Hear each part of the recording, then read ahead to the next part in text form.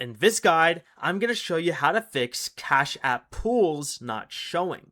This is Miguel from Just Boz, and before we get into this guide, make sure to like the video and subscribe to the channel with all notifications on for more content like this. It really does help out the channel and we'd greatly appreciate it. If you have any questions, just ask them down in the comment section below. I'm going to be doing my best to reply to every single comment down there.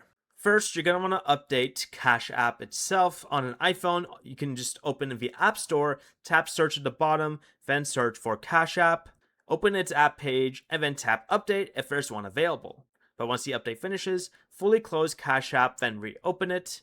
Make sure you're on the Money tab in the middle, and look for Pool next to Request and Pay. To create a pool, your identity must be verified and your Cash App account must be active and in good standing. You can also tap your profile icon in the top right corner and complete any identity verification or account information requests shown.